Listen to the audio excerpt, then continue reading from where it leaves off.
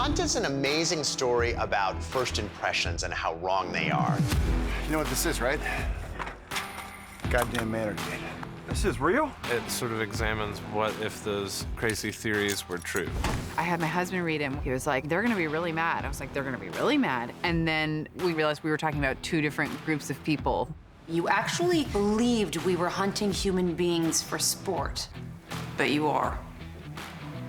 I was laughing, I was horrified. 5 pages in, I was like, I gotta do this movie. The goal was really to do something that was a roast of both sides. To make some commentary on what the political moment is. This felt dangerous because it was talking about things that weren't that far off from the real world, but that also made it much more fun to write. Do you think you should be afforded mercy just because you're a girl?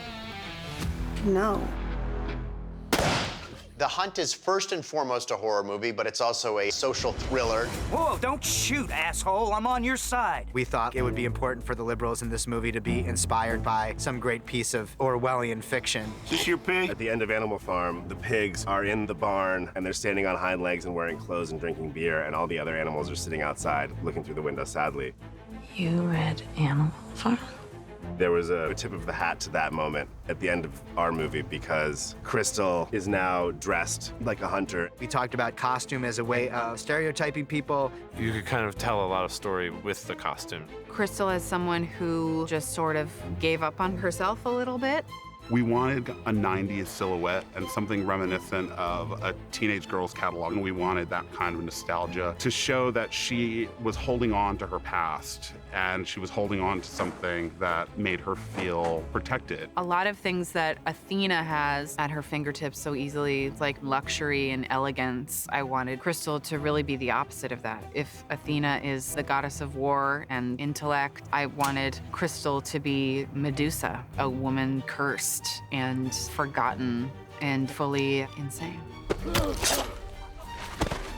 And then in the case of the hunters, their costuming was going to be a reflection of how ridiculous it is sometimes to put on a costume that doesn't necessarily fit you. Guys, we're all on the same team. Did you say guys? I'm sorry, I gendered it. What's great about Ted the Doctor wearing fatigues is we wanted to make sure that they had never been touched before, that they were pressed and pristine.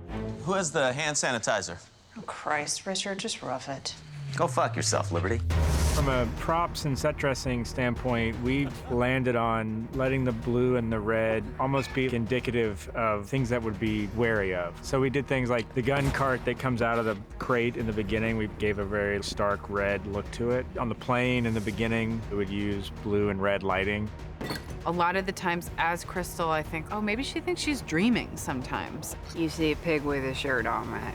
Some of the sets feel like a dream, like coming upon that gas station that's kind of perfectly retro. It feels like a dream sequence. The whole idea behind this was sort of like isolated country store, which is meant to feel like refuge from the onslaught. From an art department standpoint, we did more work inside than outside, but we did make a little hand-painted sign trying to give the whole place a bit of a vintage country feel to it. Why, you're in the glorious state of Arkansas. We are supposed to be in Croatia, and there's a few things that sort of hint at the fact we're not where we think we are. This idea that they've shipped a bunch of stuff here from the States.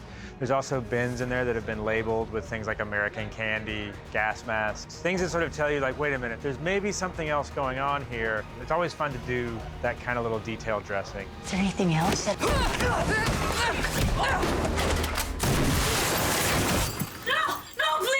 Cigarettes in Arkansas only cost $6. You fucked up, bitch! Ultimately, our goal is from start to finish for this movie to be a great ride. But then our hope is that you think about it a little bit, that it stays with you, that you turn to the person that you watched it with and say, what do you think that was all about? And they can say, shut up, I'm hungry. It was just about people getting killed. Don't be an idiot. Jesus. Or they can turn to you and say, I think it was about the fundamental idea that mankind is going to politically break into two disparate political ideologies. Fucking redneck. These liberal elites, you know, the globalist cucks who run the deep state. And the two will be at war with each other for as long as we draw breath on this planet. And boy, ain't that a shame. It's fucking great.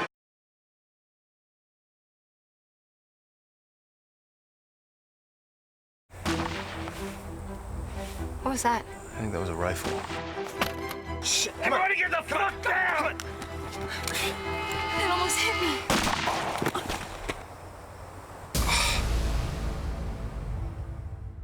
I would say the best way to describe the movie is an action thriller with a very high violent body count. The film does have a lot of killing in it. A lot of them die before you even know their name. What is this Avatar shit? The effects department, once they put it all together, it's pretty cool. I've never been shot through with arrows before. Guys, I'm not feeling too good. I've died a lot in a lot of movies, so I'm used to having blood around me. We were intentionally leaning towards cartoony violence, people blowing up in silly ways. This particular scene is a culmination of departments coming together. Our effects team, they're the best in the business.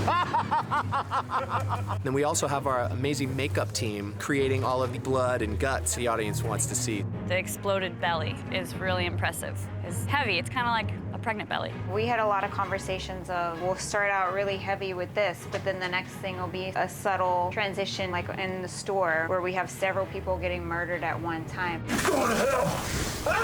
One of our bigger stunts here in Mom and Pa's gas station was what we call a dead man. Basically, we tie him to a wall, and he runs to his endpoint, and when he gets to that endpoint, he flies back. They basically had a rig on me on the front. Was this amazing prosthetic shotgun wound. These are real guts that we got from a cadaver in Baton Rouge. And they taped in a skateboard. And that made it easier for me to be on my back and have little Amy Madigan dragging me across the floor. It's the second time I've died on screen, and it's definitely the most jarring. I'll get him up. It's a testament to our incredible cast for showing up for that grand experiment, because it takes a lot of bravery and a great sense of humor to say, I want the audience to care about me just long enough to get killed. It was a wild, wild ride. Go, you fucking snowflake! Why isn't it working? Wait, did you pull the pin? Gosh.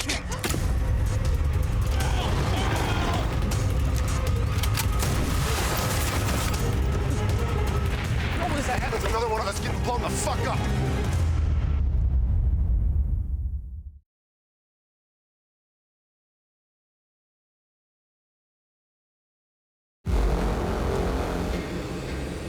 Oh, you done fucked up, lady. Working on this final fight sequence makes me so happy I'm not a director, because the math of breaking down how every shot works, it makes my stomach hurt. I mean, they wrote a whole story in action and movement that I think is the most satisfying climax that this movie could actually have. Both Betty and I are really excited, and we've really enjoyed learning it together and learning each other through it. It was kind of a dream come true, this total blast. That was good.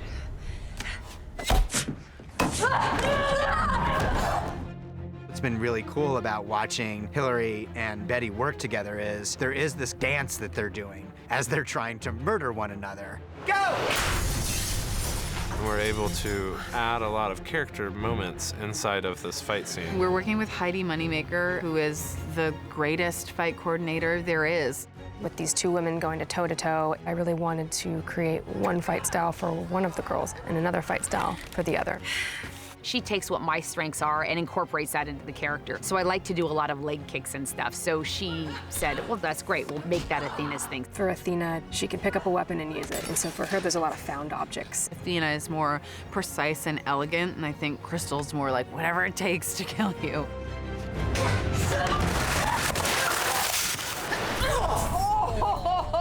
Almost the entire fight they did themselves, and it makes the fight seem even more real. Hilary Swank and Betty Gilpin trained and trained and trained. When you prepare for a fight scene like this that goes over the course of 5 days, you learn it inside and out, forward and backwards, because more than just looking right and doing it right for your character, you just want to make sure that you're not going to hurt anybody. No more glass!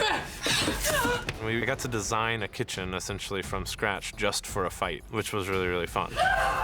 I think the set is really amazing because he basically built a playground for fighting and stunt work. When you actually have a set that's built for you specifically to crash through this wall and to fly through that fireplace. It is amazing. So, I mean, there's a lot of wire stuff, there's a lot of practical stuff, there's a lot of set design that went into this. You see judo throws, you see kicks and punches and throwing kitchen appliances at each other. It's a combination of two warriors going head to head and also like two sisters fighting in the back of the minivan. It runs the gamut.